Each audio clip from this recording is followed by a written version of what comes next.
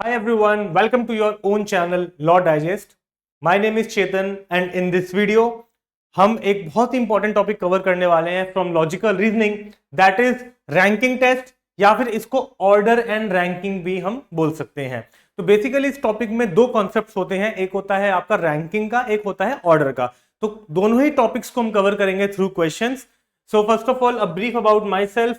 I have written various competitive exams like SSC, CGL, banking, UGC NET, and I have scored good ranks. I have also worked as an assistant audit officer in CAG. Okay. Now, this particular topic of ranking test is going to be important for if you are preparing for any law entrance exam, because किसी भी law entrance exam में generally logical reasoning पूछा जाता है, और logical reasoning के अंदर order and ranking या फिर ranking test बहुत important है। तो कुछ questions हम लोग देख लेते हैं। Okay. So like let us have a look at this question. Question number 1. Ajit is fatter than Ranjit. ध्यान से पढ़ेंगे क्वेश्चन को. Read the question with me. Ajit is fatter than Ranjit. Who is thinner than Bhushan? तो basically अगर थोड़ा सा question को देखोगे तो क्वेश्चन में सबके वेट्स को कंपेयर किया गया है। तो basically we need to arrange these people in some order, increasing order और डिक्रीजिंग ऑर्डर। इसको बोलते हैं ऑर्डर। ऐसी रैंकिंग का कॉन्सेप्ट जो होता है वो आपको मैं नेक्स्ट क्वेश्चन में बताऊंगा। तो यहाँ पे आप इस इंफॉर्मेशन को अगर मैं डिकोड करूं, Ajit is fatter than Ranjit, तो basically Ajit is fatter than Ranjit, तो मैंने यहाँ पे ग्रेटर का साइन लगा दिया कि अजीत का वेट ज्यादा है। देन हु, अब ये हु किसके लिए लिखा है? हु लिखा है रंजीत के लिए। Who is thinner then Bhushan, तो मतलब रंजीत का वेट जो है वो भूषण से भी कम है, अजीत से भी कम है और भूषण से भी कम है। आगे बढ़ते हैं। Mohan is thinner than Ajit, मतलब Mohan is thinner than Ajit, मतलब Ajit is fatter than Mohan. तो Mohan is thinner than Ajit but fatter than Bhushan, but Mohan जो है वो भूषण से फैटर है, तो फैटर देन भूषण। तो इस तरीके से आप इस इंफॉर्मेशन को you can combine it further. अब आपको ये पता है कि Bhushan is fatter than Ranjit, तो यहां पे आप क्लियरली इसको भी कंबाइन कर सकते हो, Bhushan is fatter than Ranjit. आगे बढ़ते हैं। Two other man are fatter than Ajit, Ajit से ज्यादा वेट दो लोगों का आया, दो लोग फैटर हैं। More people are fatter, 1 and 2, so 2 people are fatter than Ajit. ठीक है, अब क्वेश्चन को पढ़ते हैं। हु इज द थिनेस्ट, इन सभी में से थिनेस्ट कौन है? तो देखो अब हमें ये नहीं पता कि ये दो लोग कौन है जो अजीत से फैटर है, but still we can answer this question because हमसे थिनेस्ट पूछा गया है। और आई थिंक आप लोग क्लियरली मुझे आंसर बता भी सकते हो। Who is thinner? Sir Ranjit is the thinnest, सबसे थिन कौन है? रंजीत ही है from the given information, because Ajit is fatter than Ranjit, ये भी हमारा सेटिस्फाई हो रहा है। अजीत अगर आप देखोगे रंजीत से फैटर ही है, बट थिनेस्ट कौन है? थिनेस्ट है Ranjit, so option B is the right answer. अगर हमसे पूछा गया होता हु इज द फैटेस्ट, तो हम आंसर नहीं बता पाते बिकॉज हमें इन दोनों लोगों का नाम नहीं पता, लेकिन हमसे पूछा गया हु इज द थिनेस्ट, तो हम आंसर बता सकते हैं clearly. Option B Ranjit is the correct answer. I hope समझ में आया होगा आपको। तो इसी तरीके के सिमिलर क्वेश्चन ही आपको मिलेंगे एग्जामिनेशन में भी, चाहे वो DULLB हो, PULLB हो, कोई भी एग्जाम हो आपका, MH सेट हो, लॉजिकल रीजनिंग सब में पूछा जाता है। एंड देखो यहाँ पे मैं क्वेश्चंस आपको एक चैप्टर का आइडिया देना चाह रहा हूं, एक सैंपल है, एक रिवीजन तौर पे भी आप इसको देख सकते हो, बट कोर्स में। So if you visit the website www.lawdigest.in, तो वेबसाइट पे आपको सभी कोर्सेज के बारे में डिटेल्स मिल जाएंगी, कौन से डिफरेंट कोर्सेज हैं, कौन रीजनिंग का एक अलग भी कोर्स है, तो सारे कोर्सेज, सारी टेस्ट सीरीज और भी बहुत सारी फ्री इंफॉर्मेशन आपको वहां से मिल जाती है, फ्री मटेरियल भी आपको वहां से मिल जाता है। तो you can join the, you can go through the website once, ठीक है, वो आप कर सकते हैं। नाउ क्वेश्चन नंबर 2 को रीड करते हैं एक बार। अब ये रैंकिंग का क्वेश्चन है, ठीक है, तो आपको एक मैं वैरायटी भी दिखाना चाह रहा हूं कि इस चैप्टर से अलग अलग क्वेश्चन क्या हो सकते हैं एग्जामिनेशन में, राइट। लाइक इस क्वेश्चन को देखते हैं, क्वेश्चन नंबर 2। तो ये क्वेश्चन कह रहा है, इन अ क्यू मतलब एक लाइन में जब हम खड़े होते हैं, in a queue Vijay is 14th from the front and Jack is 17th from the end. पहले इसी को जस्ट इतना ही पढ़ो। अब इसमें क्या दे रखा है? एक पर्सन विजय खड़ा है, there is a person Vijay who is standing in a queue, and there is another person Jack who is also standing in a queue. लेकिन दोनों की पोजीशन क्या दे रखी है? विजय की पोजीशन आपको दे रखी है फ्रंट से, और जैक की पोजीशन आपको दे रखी है एंड से। तो दोनों की पोजीशन अलग अलग पॉइंट से दे रखी है, एक की दे रखी है वन एंड से, एक की दे रखी है बैक एंड से। Now while Mary is exactly between Vijay and Jack, और विजय और जैक के एग्जैक्टली बिटवीन में कौन खड़ा है? मैरी। तो एक बार अब मैं जस्ट इंफॉर्मेशन को लिख लेता हूं। विजय का अगर मैं बात करूं फ्रंट से क्या रैंक है और बैक से क्या रैंक है, ठीक है। विजय है, then we have the person Jack, और मैरी के बारे में भी हम लिख लेंगे अभी बेस्ड ऑन द क्वेश्चन। पहले समझो मैं इन तीनों की रैंकिंग लिख रहा हूं, फ्रंट से क्या रैंक है, बैक से क्या रैंक है।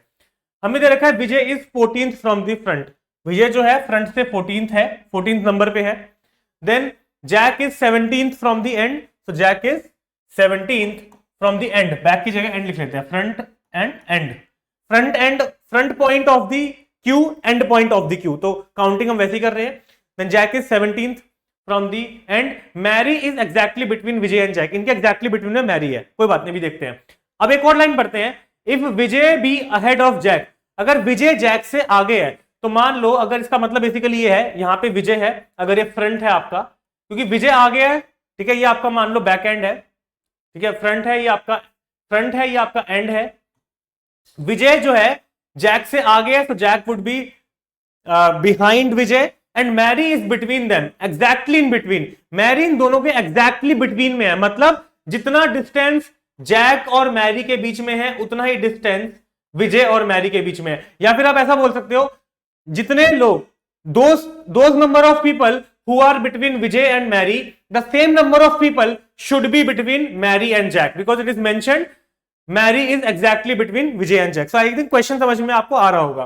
अब यहाँ पे क्या लिखा है, there are total 48 persons in a queue, इस पूरी लाइन में 48 लोग हैं। अब निकालना क्या है आपको, how many persons are there between Vijay and Mary, तो विजय और मैरी के बीच में कितने लोग हैं, how many people are there between these two person, this you have to tell। Option है 5, 6, 7 और 8। अब यहां पे एक फॉर्मूला होता है ऐसे क्वेश्चन को करने के लिए, ऐसा नहीं है कि आपको पूरा बनाना पड़ेगा 48 प्लेसेस, इनको प्लॉट, इतना टाइम कंज्यूमिंग नहीं होता।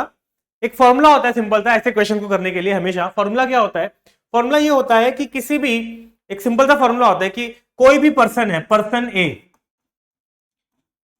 अगर आपको उसकी रैंक पता है फ्रंट से और एंड से, या फिर राइट से और लेफ्ट से, या फिर टॉप से और बॉटम से। देखो कोई भी लोग अगर खड़े हो रहे हैं तो या तो वो टॉप से बॉटम में खड़े होंगे, अरेंज करना हो आपको किसी भी चीज को, या तो आप टॉप टू बॉटम अरेंज करोगे, या फिर लेफ्ट टू राइट अरेंज करोगे, या फिर राइट टू लेफ्ट अरेंज करोगे, या फिर बॉटम टू टॉप, ये तरीका होता है।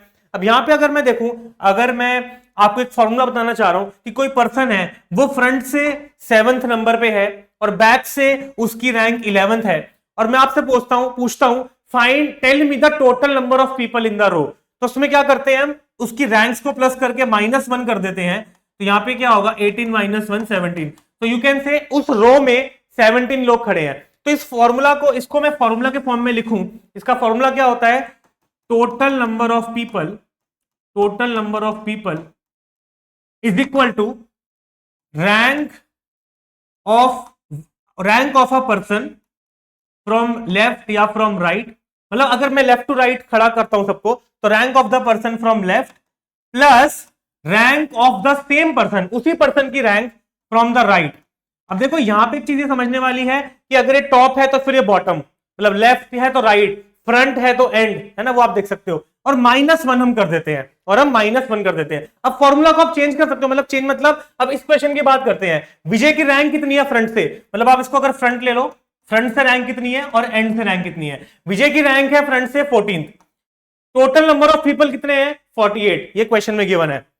तो यहां से मैं निकाल क्या सकता हूं, मैं निकाल सकता हूं विजय की रैंक फ्रॉम द एंड से उसकी रैंक कितनी है, ये मैं निकाल सकता हूं थ्रू दिस फॉर्मूला। तो ये क्वेश्चन मार्क है, ये मुझे नहीं पता, -1, तो क्वेश्चन मार्क इसकी वैल्यू आप निकाल सकते हो कैसे, क्वेश्चन मार्क वुड बी 48, अब 14 - 1 13, तो 48 और ये 13 माइनस कर दोगे, सो 35, तो विजय की रैंक हो गई कितनी 35 फ्रॉम दी एंड। इसी तरीके से आप जैक की रैंक भी निकाल सकते हो, कैसे, आपको पता है टोटल 48 है, ठीक है, जैक की रैंक एंड से कितनी है, फ्रंट से मुझे नहीं पता, एंड से है 17 - 1, ठीक है, तो यहां से आप जैक की रैंक निकाल सकते हो फ्रॉम दी फ्रंट, वो आ जाएगी 32, अब मुझे बताना है विजय और मैरी के बीच में कितने लोग हैं। तो मेरी बात ध्यान से समझना, अगर विजय की फ्रंट से 14 है तो जैक की फ्रंट से 32 है, विजय की रैंक 14 है, जैक की 32 है, मैरी इनके एग्जैक्टली मिडल में है, बहुत ध्यान से मेरी बात समझना, मैरी बिल्कुल मिडल में है, तो मैरी की रैंक कितनी होगी फ्रंट से, अगर मैं आपसे फ्रंट से पूछूं तो आप कैसे निकालोगे सर, 32 + 14 कितना होता है सर 46 डिवाइडेड बाय 2 23, मैरी की रैंक कैसे निकाली 14 प्लस 32 और इनके एग्जैक्टली मिडल में है तो डिवाइड बाय 2 कर दिया, so this is 46 divide by 2 23, तो Mary is 23 from the front. ठीक है, अब आपसे पूछा क्या है विजय और मैरी के बीच में कितने लोग हैं, आप मुझे बताओ। आप बोलोगे सर 23 माइनस 14 7, सर सॉरी 9। आप बोलोगे सर 23 माइनस 14 कर दो, सर 9, लेकिन 9 रैंक नहीं होगी, 9 में -1 करना पड़ेगा। तो इन दोनों के बीच में लोग कितने हैं, there are 8 people between them. ये -1 क्यों किया मैंने 23 माइनस 14 में, फिर -1 क्यों किया, बिकॉज 23rd पोजीशन पे मैरी है, 14th पोजीशन पे विजय है, लेकिन बीच में 8 ही लोग होंगे, 15 16 17 18 19 20 21 22, 8 लोग बीच में होंगे। ठीक है, so the correct answer will be option D. तो आई थिंक मैंने आपको बहुत डिटेल में समझाने की कोशिश करी है ये रैंकिंग का कॉन्सेप्ट। एक क्वेश्चन हम लोग और देखेंगे, let us look at one final question, question number 3। अब ये आपका अगेन ऑर्डर का क्वेश्चन है। अमंग MNOPQ, तो 5 लोगों के बारे में इंफॉर्मेशन है, MNOPQ, N is taller than only P। तो मैं इसको प्लॉट करना अगर शुरू करूं, 5 लोग हैं 1 2 3, ठीक है, ऐसे कर देते हैं 1 2 3 4 5, और ये मैं इनको डिसेंडिंग ऑर्डर में अरेंज कर देता हूं। N is taller than only P, तो N जो है सिर्फ P से टॉलर है, सिर्फ P से, तो N सेकंड लास्ट और P लास्ट, P शॉर्टेस्ट हो गया, N सेकंड शॉर्टेस्ट हो गया। इसके बाद O is the second tallest person, second tallest person O है। तो फर्स्ट टॉलेस्ट और थर्ड टॉलेस्ट कौन है वो मुझे नहीं पता। There are 2 people remaining, M और Q। M और Q को मुझे प्लॉट करना है, वो भी मिसिंग है। आगे पढ़ो, to decide the tallest person. अब टॉलेस्ट कौन है, अब देखो या तो M होगा या तो Q होगा, लेकिन कौन है इन दोनों में से। To find the tallest person, the data in which of the following statement is sufficient. तो ये क्वेश्चन है आपका डेटा सफिशिएंसी का, जहां पे मैं बताना होता है कि which of these statement is sufficient to give us the answer. तो एक एक करके रीड करेंगे। सबसे पहले फर्स्ट को रीड करते हैं, M is taller than N।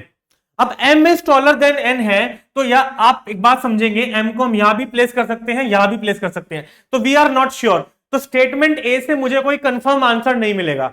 Taller than M है, अगर M N से टॉलर है तो M को यहां भी रख सकते हैं, यहां भी रख सकते हैं, so I am not getting a definite answer. तो फर्स्ट स्टेटमेंट मुझे आंसर नहीं दे पा रही है।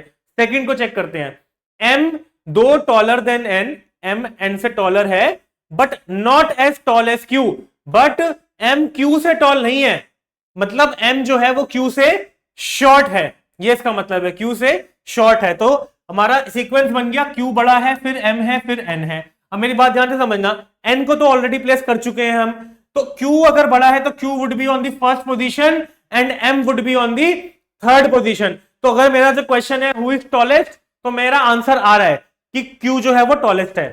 तो स्टेटमेंट 2 मुझे आंसर दे पा रही है, स्टेटमेंट बी से मुझे आंसर मिल रहा है। अब मैं चेक करूंगा स्टेटमेंट 3 से, ठीक है, तो स्टेटमेंट 2 से आंसर मिल रहा है, स्टेटमेंट 3 को चेक करो, Q is taller than N, Q is taller than N। अब Q अगर N से टॉलर है, अगेन वही प्रॉब्लम है कि Q को यहां भी रख सकते हैं, Q को यहां भी रख सकते हैं, तो 3 से स्टेटमेंट C से भी आपका आंसर कंफर्म आंसर नहीं आ पाएगा। ठीक है, तो फर्स्ट से भी आंसर नहीं आया, अगर बेसिकली मैं इसको आपको बताऊं तो फर्स्ट से आंसर नहीं आया, सेकंड से आ गया, बी से आ गया, सी से भी आंसर नहीं आया। अब डी से चेक करते हैं, O is taller than both M and N। O जो है ना वो M से भी टॉलर है और N से भी, कॉमा लगा दिया मैंने कि दोनों से टॉलर है। अब O अगर आप देखोगे ऑलरेडी N से टॉलर है, इसका मतलब मुझे M को यहीं प्लेस करना पड़ेगा, this is the only option. M को मैं फर्स्ट पे नहीं रख सकता बिकॉज O M और N दोनों से टॉलर है, it means the only position left for Q is the first one. तो फोर्थ D से भी मुझे आंसर मिल रहा है कि Q टॉलेस्ट है। मुझे आंसर मिलना चाहिए कंफर्म आंसर, तो कंफर्म आंसर मुझे B से भी मिल रहा है, D से भी मिल रहा है। तो करेक्ट ऑप्शन क्या होगा, ध्यान से देखो, ओनली D नहीं, ओनली D तो गलत है बिकॉज मुझे B से भी आंसर मिल रहा है। तो सही आंसर है option B, either B alone, या तो B अलोन स्टेटमेंट से आंसर मिल रहा है और D अलोन, या फिर D अलोन से आंसर मिल रहा है। तो सेकंड ऑप्शन भी बिल्कुल सही है, बाकी ऑप्शंस गलत हैं, आप रीड कर सकते हो। B एंड D टुगेदर, देखो टुगेदर नहीं यूज कर रहे हैं हम, अलग अलग यूज करके आंसर निकाल रहे हैं, इसीलिए ऑप्शन डी गलत है, ऑप्शन सी भी गलत है। ओनली बी और only A and C together, अगर अब देखो इसका ऑप्शन क्या है, ए और सी टुगेदर, अगर आप ए और सी को कंबाइन कर दोगे, मेरी बात समझना, अगर मैं ए और सी को कंबाइन करके भी सॉल्व करने की कोशिश करता हूं तो देखते हैं कि मेरे पास आंसर आता है कि नहीं आता। इसको भी हम चेक कर लेते हैं बिकॉज एक बार हम ऑप्शंस तो सारे चेक कर ही सकते हैं। तो मान लेते हैं अगर हमें ऑप्शन ए और ऑप्शन सी को कंबाइन करना है, ऑप्शन ए क्या बोल रहा है, m is taller than n, ठीक है। ऑप्शन सी क्या बोल रहा है, q is taller than n। लेकिन मेरी बात समझो, अभी भी आप कुछ फिक्स नहीं कर पाओगे, ए और सी को मिला के भी कोई आंसर नहीं आएगा, बिकॉज दोनों ही n से टॉलर हैं और ये दोनों ही पोजीशंस n से टॉलर हैं। तो मुझे अभी भी नहीं पता चलेगा कि m को कहां प्लेस करें, n को कहां प्लेस करें। वी डोंट नो m और q का नहीं पता चलेगा। So the only correct answer, मतलब the only answer is option B, either B alone और डी अलोन। तो इसी तरीके से आप सारे के सारे क्वेश्चंस कर सकते हैं of order and ranking test. तो इसी लेवल के क्वेश्चंस, इससे इजी भी रहेंगे क्वेश्चंस। मैंने आपको थोड़े से अच्छे लेवल के भी करा दिए हैं कि थोड़ा सा क्वेश्चन थोड़ा सा ट्रिकी भी आ जाए, तो आपको एक आइडिया लग गया कि किस लेवल तक क्वेश्चन आ सकता है, मतलब the breadth of the subject, the breadth of the topic and the depth of the topic. तो दोनों का आपको एक आइडिया लग गया होगा कि किस डेप्थ में पूछ सकते हैं और किस तरीके का क्वेश्चन पूछ सकते हैं। तो प्रैक्टिस आपको और करनी पड़ेगी। हमने बहुत लिमिटेड क्वेश्चन ही करे हैं, तो प्रैक्टिस ही आपको बहुत करनी पड़ेगी। और जैसे मैंने बताया, कोर्स में सभी चैप्टर्स के डिटेल बहुत सारे क्वेश्चंस गिवन है इन दी कोर्स। तो सभी चैप्टर्स के हमने जो क्वेश्चंस हैं लेवल वाइज डिवाइड कर रखे हैं, इजी, मॉडरेट, डिफिकल्ट, ठीक है। तो वेबसाइट पे जाके आप जरूर चेकआउट कर सकते हैं www.lawdigest.in। On that note, we will end it here. Thank you very much. Goodbye, take care and जय हिंद।